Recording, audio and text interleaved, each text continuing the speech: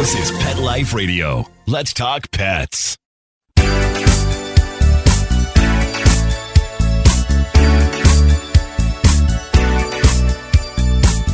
Hello! We are listening to Animal Party on Pet Life Radio, and I've got a lot to talk about today. This is Deb Wolfe, and well, first of all, if you're looking for me on YouTube, it's Deb Wolfe, Pet Expert on YouTube, and I did get a comment, so I'm going to talk about that. Somebody who listens to the show, and he's calling himself Tabby Tim, but I believe that's actually his cat's name. He sent a picture, so Tabby Tim, welcome to the show. Glad you're listening. Tabby Tim complained that I am not ending every show with chow meow like I promised ages ago. Okay, I will try and remember, Tabby Tim. Now, Tabby Tim, did you see the latest post I did on Deb Wolfe, Pet Expert on YouTube? Did you check that out? Because you also complained that I don't show enough tabbies on my Pet Expert YouTube site. So, just for you, I did a mini little clip of how to train a cat to respond to a very simple trick and get him to touch his head to your hand. Wherever your hand might be. You can hold it low, you can hold it high, you can have the cat jump 4 feet in the air, you can have the cat go up an obstacle. If your hand is ahead, he will follow it. So it's a very good basic trick to start with. And many of your cats probably head bump your hand, maybe when you're drinking coffee, maybe when you're trying to type on your computer, maybe when you're using your remote to change channel. When you don't want them to, they probably do this to get your attention. So you can make it something you get them to do when you want their attention. And so I show that on YouTube, Deb Wolfe, Pet Expert on YouTube. And the thing is, Tabby Tim, even though I'm being nice to you now and I'm responding and I'm going to do what you suggested and end the show with chow meow, and I gave you a little tabby moment, right there on YouTube. You can go look it up and teach your own tabby. I noticed you didn't subscribe, Tabby Tim. So how about you subscribe? Everybody out there, I got way more dog owners and cat owners on my YouTube subscription list, and they're always asking for dog content, so I'm giving it. And you'll see there's a lot of puppy content on there. There's golden doodle puppies born February 10th, shown every day of their life until their first vaccines. And some more cute moments, their first meal, their first bark, their first waddle, their first wrestle, the first day they opened their eyes, all that's on there. You could see so much cute puppy stuff on there, and every trick you could want to train a dog is on there, demonstrated. How to get your dog to find the car, how to get your dog to find a person, come sit, stay, heel, all that. But the cat content is only going to come when the cat people subscribe and ask me for it. So please tell me what you want to see, because I can train a cat to do pretty much anything I can train a dog to do. So let me know what you want and I will give it to you. All right, we're going to go to break and come back. And well, I'm going to tell you about a couple of bad moms in the animal kingdom. In case you're feeling guilty that you're not the best mom compared to them, you're doing great. So stay tuned. We'll talk about that. And I do have a dog chew recipe for you at the end of the show, so stay tuned for that on Animal Party, Pet Life Radio, with me, Deb Wolfe. You know the expression, cats have 9 lives. Well, what if you can give them one more? The Give Them 10 movement is on a mission to help give cats an extra life. How? With spay and neuter. Spaying or neutering your cat helps them live a longer, healthier life. And it helps control free-roaming cat populations too. Learn more about the benefits of spay and neuter and meet Scooter, the neutered cat, at GiveThem10.org. That's GiveThem10.org. Let's Talk Pets on PetLifeRadio.com.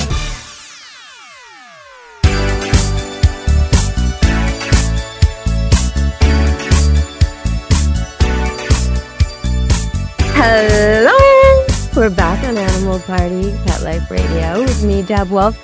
And yeah, some days, you're trying to get the kids in the car and this one's slow and that one's fast and you're nagging and you're pushing and they just won't listen. or they won't get out of bed, or the school bus is coming, and you just feel like, why can't I be the Mary Poppins mom? Why can't I be that every day? Maybe I'm failing at this task. Well, if you want to look at the animal world, they're not the best moms. Now, dogs actually are pretty good, but there's some animals out there, like pandas. If pandas have twins and they're left to it themselves, they're very likely to just pick the weaker one and leave it, walk away. And so they will just pick their favorite and leave the other one alone. That's it. It's done. We don't do that. You wouldn't do that. So feel good about your parenting today. Okay, one more example of bad parenting in the animal world. Actually, this is more an example of us misunderstanding, but a giraffe, after it gives birth immediately, is supposed to stand up. And if a giraffe does not stand up, the mom will actually kick it over and over and over until it does stand up. Now, okay, that might seem like bad parenting, but it probably has to do with getting the circulation going and getting the animals, vitals up. And it probably has more to do with like the smack they used to give newborn babies to get it to kind of alert, that sort of a thing. So I'm not so sure that's a clear example. But one more example, here's some lazy parenting for you. If you're feeling like you registered your kids in a couple things, but they wanted a couple more and you didn't quite do everything they wanted this year for summer or whatever, maybe March break, you didn't give them what they wanted, or Christmas, feeling a little guilty. Okay, here's a lazy parent in the animal world, the cuckoo bird. They lay their eggs in somebody else's nest, and that's it. They're done. Somebody else raises their babies. So you're doing great if you're raising your own compared to some of these animals. Okay, that was just a little fun. I'm going to stick with a little more fun right now because it's not often that animals are mentioned in the news or in politics, or at least it didn't used to be often.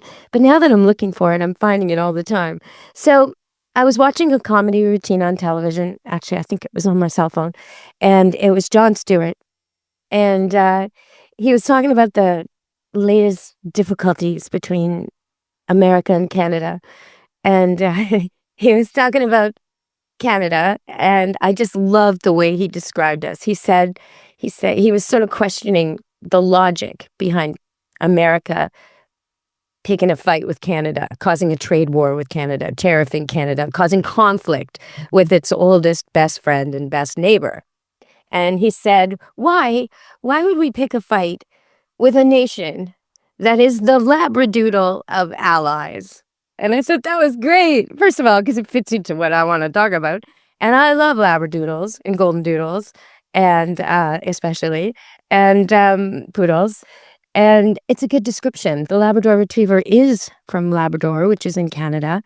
And it was a dog bred to be extremely obedient and easy to train, full of energy and ethic, high work ethic, and extreme loyalty. They dive into the frigid waters. They got all kinds of fat in their body for this so that they can grab the floats on the nets and pull the nets in for the fishermen. I mean, they have all kinds of jobs, all kinds of retrieving water jobs, and they're just great workhorses of dogs. But they're also extremely affectionate, and their hardworking nature makes them part of the breeding program for seeing eye dogs. You include a lab every few generations with the Goldens so that they work a little harder. So, nothing wrong with the Labrador. It's one of the most popular dogs worldwide for that reason. And it is a lot like Canadians. We are hardworking, and we are gentle and kind and soft-natured. But the thing is, if you've ever seen a Labrador Retriever deal with a predator or a pest or a raid, so for example, a Labrador Retriever with a barn full of puppies and a rat comes into the barn, you will know that there's no questioning that that is a descendant of the wolf. So as much as a Labrador Retriever is a domesticated dog and the sweetest of dogs, the dog you would choose to guide a blind person. Yes, that's all true. But still, just like us Canadians, we can get our elbows up, and the Labrador Retriever is no pushover. when it matters. So I love Jon Stewart's comparison. I want to thank him for that.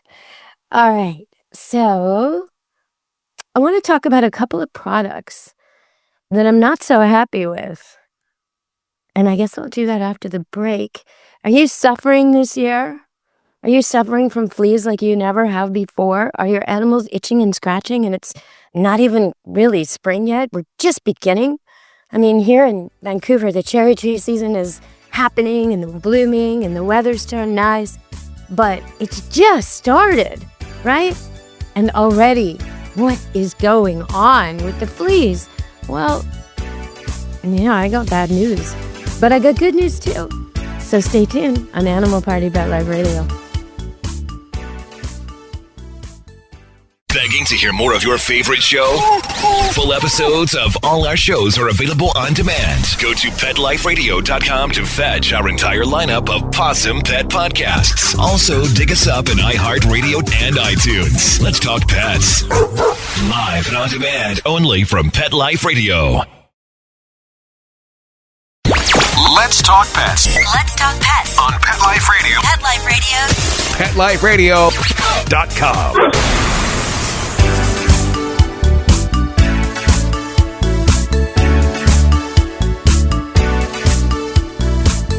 Hello! We're back on Animal Party Pet Life Radio.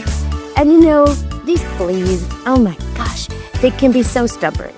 And they can just strip your pets. They can make your pets strip themselves of their fur and itch and scratch and keep you up all night listening.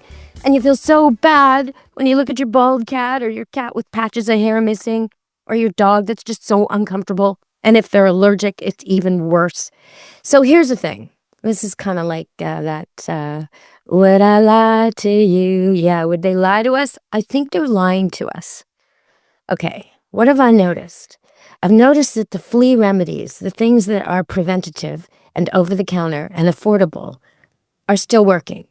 Okay, number one.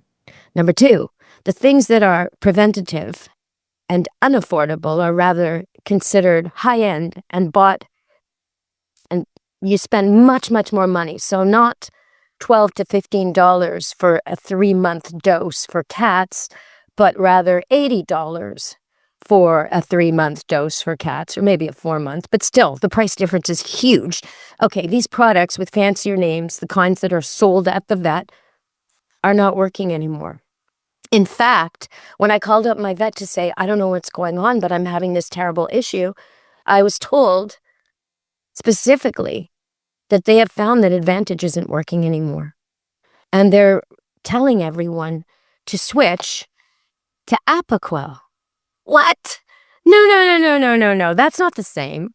So I question further and I get this answer that now the new protocol is if your pet is itchy, scratchy, and seems to have fleas all the time, you give it an oral suspension, and it's about 5 pills a couple times a day for 3 days. Good luck catching your cat for that. But okay, let's say your cat is really fat and lazy and you can do that.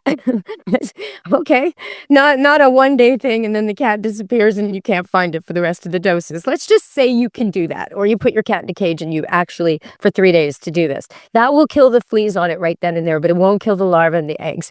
And they're saying that Advantage, the one they normally recommend, doesn't work anymore. But this year they're saying the fleas are extra virulent, but they're not extra virulent because the cheaper medicines are working. And so what are they suggesting? They're saying, and if that doesn't work, these two things, the Advantage that they're saying is no longer effective on super fleas, along with the oral medication to kill the adults, if that doesn't work, put your pet on Apoquel. Well, if you've watched CNN, you know what that's about. Constant drug commercials. I don't want my pet on Apoquel. Apoquel is not a flea prevention. It's a medicine that it's like a biologic. It's a serious drug. And if you have an animal that is so allergic that it just rips its fur out when it gets anywhere near other animals or all kinds of allergens, you may be forced to use Apoquel. Or you may be forced to use Apoquel in a temporary situation. That's true. Until you can figure out what your pet's allergic to and control it. But it should not be the solution for fleas. And I am so skeptical about this. So If you've been using the more expensive flea treatments and you're finding they're not working anymore, how about switch to the cheaper ones? Yeah. PetSmart, Walmart, they carry them. Now, I want to be really careful here. Do not ever use anything designed for dogs on cats. Do not do that. They are different medicines. And the one that's designed for dogs to kill fleas, etc., is actually dangerous for cats. A cat will die from it if you apply even one dose. So don't do it. Always read the label carefully. Put your glasses on. The ones for cats say for cats and kittens. And the ones for dogs say for dogs, sometimes for dogs and puppies. And sometimes in small writing, they say not for cats, and people mistake that. So, because they read it quickly. So be very, very careful. There should be a picture of a cat on the package, and it should also say for cats and kittens. And you don't want to pull these little tubes out of the package and have them in a random Ziploc where you might get the dog and cat medicine confused. Because seriously, like, it'll kill a cat right away. So don't ever do that. And if you did do that accidentally, you need to rush that cat to the vet, because they may be able to save it, maybe. But just be super, super careful. And that's true with all, the high end, the low end, whatever. The cat medicine for flea prevention is not the same as the dog medicine. So I just wanted to say that. But you may find you're going to have less fleas. And you may find that you're going to save a lot of money by switching to the cheaper ones. But don't go to Apoquel if you don't have a super reactive allergic pet. Because even though it's a wonder drug for them, and I've seen it do magic. There was this chocolate lab that just couldn't leave her fur alone. And until they figured out what was wrong with her, she went on Apoquel. And oh, what instant relief. Her fur grew back, and they were able to do tests and get it under control, and she's no longer on Apoquel, and it turns out she had a chicken allergy, which meant many, many pet foods she was allergic to. So sometimes it has a great use, but I think right now it's being overused, and I have to wonder if there's a connection between Advantage and Apoquel, and whether or not there's a reason all of a sudden one doesn't work so the other will succeed. I just gotta wonder. All right, putting it out there. Okay, so I promised you a recipe, and we're getting near the end of the show. So here's my recipe. All you need is a ripe banana and a half a cup of peanut butter. Please make sure it's not diet. It doesn't have like chemicals like xylitol or, it's best to use the organic stuff, right? Like the real peanut butter. Okay, so 1 ripe banana mashed, half a cup peanut butter, and 1.5 cups whole wheat flour. If you want to, you could use oat flour. Okay, so you preheat the oven to 350. You line a baking sheet with parchment paper. You mix the wet ingredients. You mash the ripe banana. Add the peanut butter. Mix it all until it's all combined. Then you add the flour. And you basically use your hands to form like sort of hot dog shape. If it feels like pizza dough, and it can be, or Play-Doh or plasticine, and it's really easy to shape into sort of log shapes, little cheese sticky sort of log shapes, granola bar shapes. If you can do that, then it's perfect. If it's too wet and it's getting all sticky, add more flour. Okay, so you roll it out and you shape the dough. You can just do it with your hands, or you can do it with a rolling pin, either way.